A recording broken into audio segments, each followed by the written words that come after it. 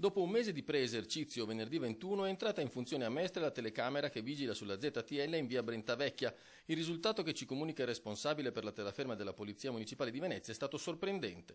Fra gli autorizzati, ciclomotori e motoveicoli, 140 sono quelli che rimangono alla fine. Ben 140 quindi le contravvenzioni da €76 più spese di notifica che arriveranno a chi è passato senza averne diritto.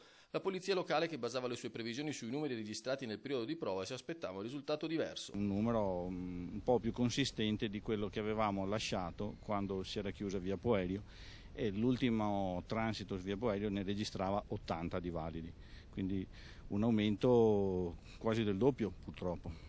Purtroppo, forse fino ad un certo punto, almeno per l'amministrazione lagunare, 76 per 140 fa infatti 10.640, oltre 10.000 euro che entrano nelle casse del Comune di Venezia. Impensabile, ci dice Gianolla, piazzare ancora degli agenti all'ingresso della ZTL per dissuadere e informare. Non possiamo mettere un agente per ogni cartello, sarebbe anche dei responsabili. Se lei ha la patente sa che è un divieto di accesso. La polizia locale sta ancora analizzando i dati ed è troppo presto per sapere chi è passato senza averne diritto. Importante sarebbe sapere se siano mestrini o automobilisti che arrivano da fuori. Nel primo caso le multe scenderanno nei prossimi giorni per un motivo molto semplice. Dopo che arrivano le prime sanzioni a casa verranno molto ridimensionati.